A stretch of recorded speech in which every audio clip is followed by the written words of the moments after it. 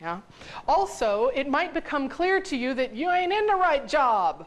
It might become clear to you that actually some of your choices have just been rolling along because it seems like the right thing to do, and they're actually not right for you. So the moment we practice personal sovereignty, we start to know those things about ourselves better.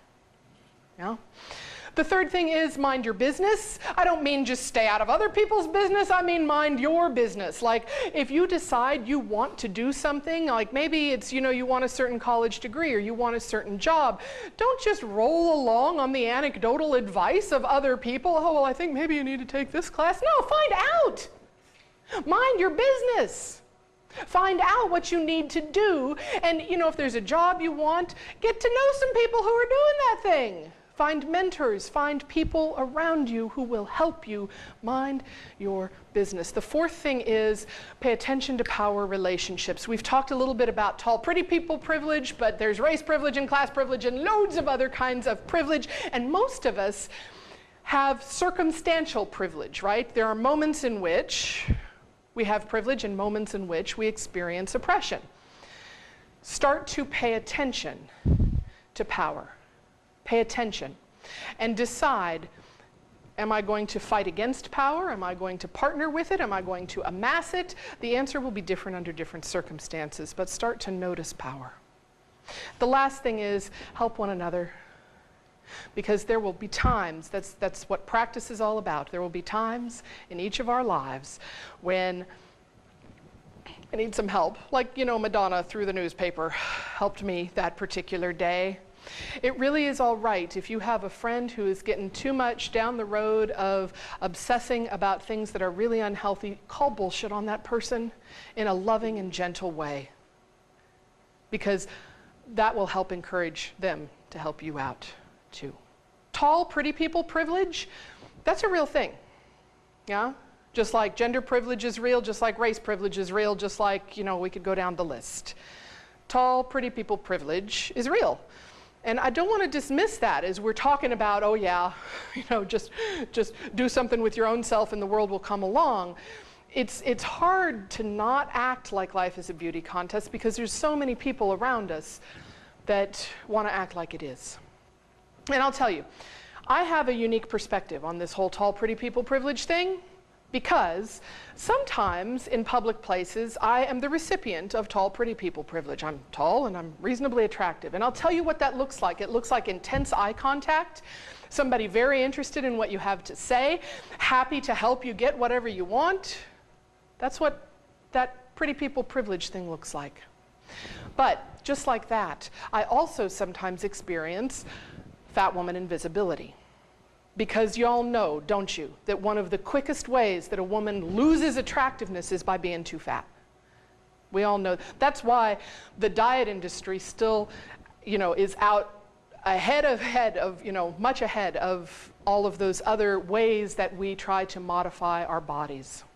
So, fat woman invisibility is much like unattractive invisibility or age invisibility or disabled invisibility. It's where the person does not give you direct eye contact. The person, their eyes are kind of wandering around or maybe looking past you to the next person, and they really don't feel like they need to listen to you at all. So the fact that I can experience those two things, like change like that, it really kind of lets you know that, wow, I am the same individual here. What's happening is that somebody's having a different perception of me.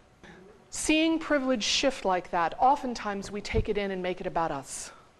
But there's an alternative to that. You can become aware of the world around you and a little more stable in your own personal sovereignty and realize, oh, wow, that person thought I was attractive and was going to give me what I'm asking for. Oh, that person thinks I'm not attractive. It's not me. It's on them. So the next time you hear somebody say, oh, she's really sweet, consider whether this is really someone you want to know. Behavior you wish to reward. Or maybe that nagging ache, in your center, just beneath your solar plexus. Maybe that's from all the candied interactions you've consumed already. Thank you. you.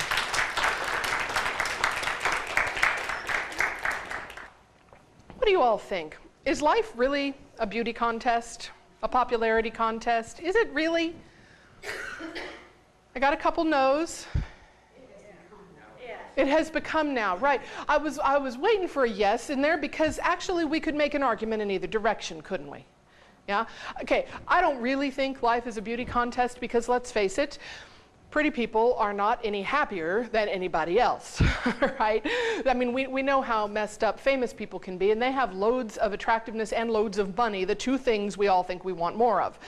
So actually, the people that tend to be happiest and most at peace in the world are people who have developed a sense of personal sovereignty.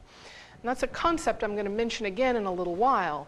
But that's the idea that I am responsible for all of my time and actions and attention.